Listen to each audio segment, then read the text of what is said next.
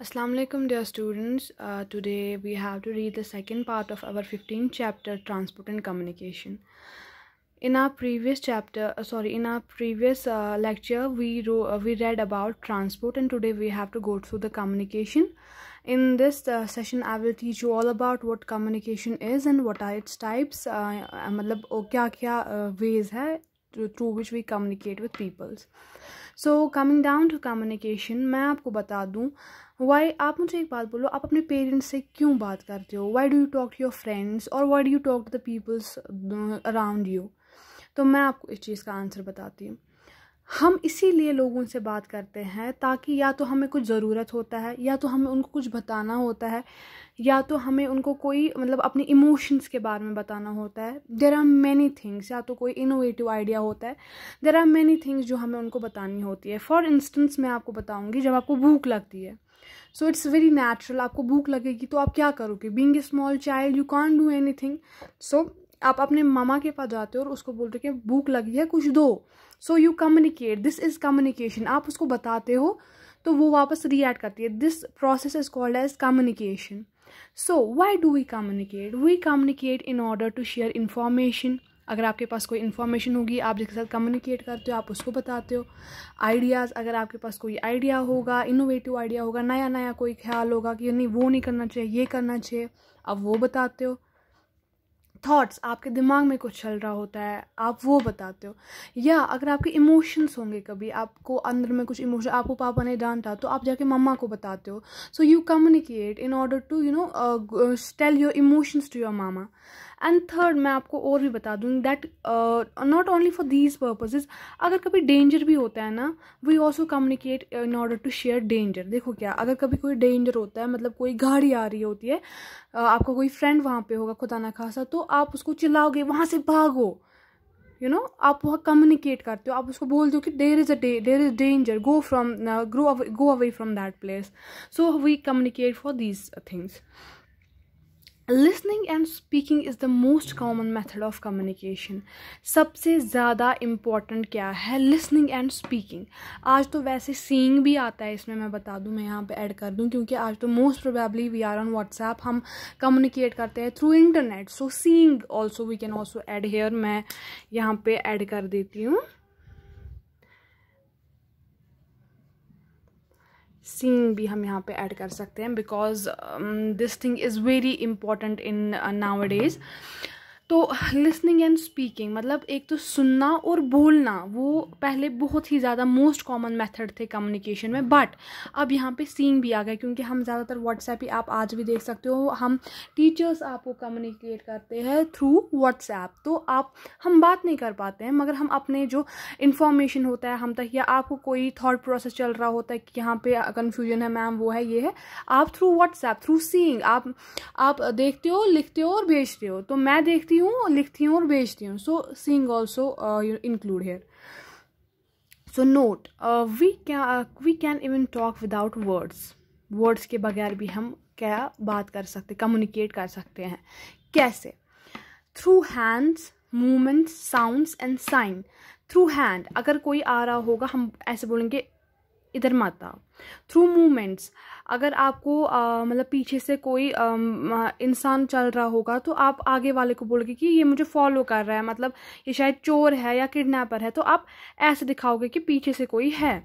या through sound, अगर कोई ऐसे हम कम्युनिकेट करते हैं, अगर हमें कभी लगती है तो हम कहते हैं आउच, तो पेरेंट्स को समझ में आ जाता है कि इसको लग गई. एंड थ्रू साइंस ऑल्सो, जैसे बेचारे जिनको सुनाई नहीं देता है, जो डम होते हैं, सॉरी डेफ होते हैं, नॉट डम, सॉरी, जो डेफ होते हैं उनको नहीं सुनाई देता है, तो थ्रू साइंस वी कम्युनिकेट. वो हाथों की मूवमेंट को देख के साइंस हम उनको दिखाते हैं. या यहाँ पे आपको मैं और एक ये बता दूँ, सॉरी हैंड्स तो यहाँ पे आ गया, साइंस में आपको बता दूँ, जैसे कि रोड्स पे होते हैं, ऐसे गोल बना के होता है और यहाँ पे ऐसे होता है, मतलब यहाँ पे डेंजर है, यहाँ पे अलाउड नहीं है, मतलब ये बंद है रोड, ऐसे होता है. ठीक है. थ्रू साइंस ऑल्सो हम कम्युनिकेट कर सकते हैं. अर्ली ह्यूमंस जो है वो कम्युनिकेट करते थे किनके थ्रू? साइंस के थ्रू ही. फिर आगे जाके अल्फ़ाबेट्स हो गए, फिर साउंड्स, साइंस धीरे धीरे साउंड्स में चेंज हो गई, साउंड्स फिर अल्फ़ाबेट्स में, फिर सिम्बल्स, और फिर सिम्बल्स वही अल्फ़ाबेट बन गए. और पुराने ज़माने में क्या होता था, अगर हमें किसी के साथ कम्युनिकेट करना होता था जो दूर होता था, तो हम क्या करते थे। पुराने ज़माने में जब राजाओं का ज़माना होता था, they used pigeons to carry their message. वो पिजन्स यूज़ करते थे अपनी मैसेज कैरी करने के लिए, या तो फिर वो घोड़े पे किसी को भेजते थे अपना फरमान लिख के, तो वो उनको देता था। बट दीज मेथड जो थे ये एक तो बहुत ही स्लो थे, एक तो ये किसी काम के नहीं थे, ये बहुत ही अगर हम मतलब एक महीना पहले हमें किसी को कुछ बोलना होता था, वो 2 महीने बाद उसके पास चला जाता था। And that were not reliable, मतलब हम रिलाई नहीं कर पाते थे उनके कि वो पहुंचेगा भी या नहीं। मतलब हमें नहीं पता था कि जिस काम के लिए हमने वो चीज़ भेजी है वो उधर पहुंचेगी भी या नहीं। Today there are many fast and reliable means of sending and receiving message। आज का जो ज़माना है बहुत ही फास्ट है, मतलब बहुत ही तेज़ हम चल रहे हैं और बहुत ही रिलायबल है। मतलब हमें पता है कि अगर हमें किसी को कोई मैसेज भेजनी है, मतलब I am making this video, I know that कि ये मेरे बच्चों तक पहुंच जाएगी खुदा के मदद से, जस्ट बिकॉज इंटरनेट है, I can send you this. मतलब these are the reliable means of receiving and sending message. So coming down, मैं आपको बताऊंगी कि क्या क्या चीज़ है जिससे हम कम्युनिकेट कर सकते हैं। First is postal system. Postal system क्या था, ये पुराने ज़माने में होता था, आज भी होता है बट आज उसका इतना यूज़ नहीं होता है। The cheapest and most popular method पुराने ज़माने का, नॉट नाउअडेज। चीपेस्ट मतलब इसको कम पैसे लगते थे, और ये फिर ज़्यादा पॉपुलर इसलिए हुआ क्योंकि इसमें हम रिलाई कर सकते थे कि हाँ अगर हमने भेजा देर सवेरी मगर पहुंच जाएगी हमारी चीज़ जहां हमें पहुंचना है। तो इस सिस्टम में क्या होता था, आपको मैंने यहाँ पे ये बना के रखा हुआ है, गो थ्रू इट। पहले लेटर बॉक्स, मतलब हम लेटर लिखते थे, उस पर अपना नाम एड्रेस, मतलब जिसको हमें भेजना था उसका नाम और एड्रेस, किसने भेजा उसका नाम और एड्रेस, और वहाँ पे पिन कोड जो होता है ना, पोस्टल पिन का मतलब होता है बच्चों पोस्टल इंडेक्स नंबर। फिर से मैं बताती हूँ, पोस्टल इंडेक्स नंबर मतलब पिन कोड। इससे क्या होता था कि एग्जैक्टली जहाँ पे हमें आसानी होती थी इन पोस्टल सिस्टम वालों को, कि आसानी मतलब एग्जैक्टली वहीं पे लेटर पहुँचती थी जहाँ पे हमें पहुँचानी होती थी, पहुँचानी होती है इनफैक्ट। तो क्या होता है, लेटर बॉक्स जो है, पहले लेटर लिखते थे हम, उसके बाद लेटर बॉक्स में डालते थे, वहाँ से पोस्टमैन कलेक्ट करता था और पोस्ट ऑफिस लेता था। फिर पोस्ट ऑफिस में वो सारा सॉर्ट होता था, वो देखते थे कहाँ किसको क्या भेजना है, फिर वो उनको भेजते थे थ्रू या लैंड या एयर भेजते हैं या सी भेजते हैं, कहाँ जहाँ उनको जाना होता है। फिर वहाँ जाके वहाँ पे पोस्ट ऑफिस में फिर से ये लेटर्स कलेक्ट होती है, वहाँ पे फिर से सॉर्ट होती है, और फिर पोस्टमैन पोस्ट ऑफिस से लेके जाता है कहाँ तक, जहाँ तक उस लेटर को पहुँचना होता है। नाउअडेज आज हम देखते हैं कोरियर सर्विसेज है, वो बहुत ही एक्सटेंसिवली यूज़ होती है। हमें कोई चीज़ मंगानी होती है ऑनलाइन, हम कुछ चीज़ ऑर्डर करते हैं तो वो थ्रू कोरियर सिस्टम्स हमें डिलीवर हो जाती है। This is a very fast means of communication, और ये जल्दी से हमें अपनी चीज़ें पहुंचा देती है। Coming to second, telephone. Telephones बच्चों आपको पता ही है, ये it is the I think fastest means of communication, आप लोगों को पता ही है। ये इन्वेंट किया था अलेक्जेंडर ग्राहम बेल ने, और इसमें क्या होता था कि इसमें क्या होता है, इवन हम फ़ोन करना होता है किसी को, within the friction of seconds we can call anyone anywhere on the world, कहीं पे भी दुनिया में हम विद इन सेकेंड्स हम उससे बात कर सकते हैं। दूसरा है FS स्माइल और फैक्स मशीन। ये क्या होता है, ये एक ऐसी मशीन है जिससे हम मैसेज और अपनी पिक्चर्स इमिडिएटली सेंड कर सकते हैं टेलीफोन लाइंस के थ्रू। ठीक है, वो एक बड़ी मशीन होती है, एक इंसान के पास भी और दूसरे इंसान के पास भी। अगर वो यहाँ से टाइप कर रहा होता है, वो थ्रू टेलीफोन लाइंस वहाँ जाता है और वो वहाँ पे रिसीव करता है कि ऐसे मतलब ऐसे इसने फैक्स किया है या कोई पिक्चर भेजता है, तो वो थ्रू थ्रू टेलीफोन लाइंस वहाँ जाती है। Now coming to third one, internet. बच्चों इंटरनेट आप लोगों को पता ही है, आप लोगों को मतलब बिल्कुल पता होगा, you will be everyone is aware about the thing internet. ये क्या है? Network that links computers all over the world using telephone lines and satellites।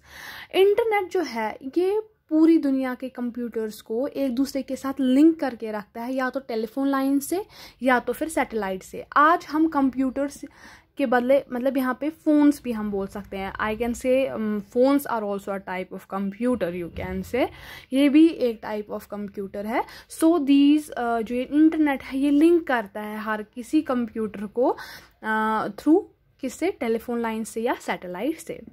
Now coming to the fourth one, it's mass media. Mass media क्या होता है? देखो बच्चों, जो मैंने आपको ऊपर ये 3 बोले ना, ये सारे क्या होते हैं, जो भी हमने अभी तक डिस्कस किया, ये सब पर्सनल यूजेस के लिए होते हैं। मगर जो ये मास मीडिया है ना बच्चों, ये होता है मास के लिए। मतलब अगर हमें कोई इन्फॉर्मेशन देनी हो या कुछ भी बोलना हो ऑन मतलब इस प्लेटफॉर्म में कि सारे बहुत नंबर ऑफ पीपल सुने, ये चीज़ें तो मिनिमम नंबर्स ऑफ पीपल सुनते हैं। मगर जो ये मास, तो अगर हमें मैक्सिमम नंबर ऑफ पीपल्स को कोई मैसेज देनी होगी तो वी यूज़ मास मीडिया। ये इंक्लूड करती है न्यूज़पेपर्स, रेडियोज़ एंड टेलीविजन्स। आप लोगों को पता ही है इन 3 चीज़ों के बारे में। अखबारों पे न्यूज़ होती है, रेडियो पे it's use for entertainment as well as for news, और टेलीविज़न जो है इस पर हर वैरायटी की आपको चीज़ मिलेंगे। फॉर इंस्टेंस अगर किसी को कोई रेसिपी ये करनी होगी, कोई रेसिपी दिखानी होती है किसी चीज़ के बारे में, तो वो टेलीविज़न पे अपनी एक चैनल बना के दिखाता है फॉर मास पीपल, मतलब दुनिया में कोई भी देख सकता है। या तो फिर किसी को कोई सीरियल होता है, कोई मॉरल ये लेसन हमें टीच करता है, तो वो टेलीविज़न पे डालता है। या तो फिर क्या होता है कि जैसे हमारे बच्चे कार्टून देखते हैं, उस पर भी कभी कभी मॉरल लेसन्स होते हैं या फिर फन पर्पज़, तो वो भी टेलीविज़न पे डालते हैं। So this was the end of our 15th chapter. Hope you all understood it very well. Khuda Hafiz.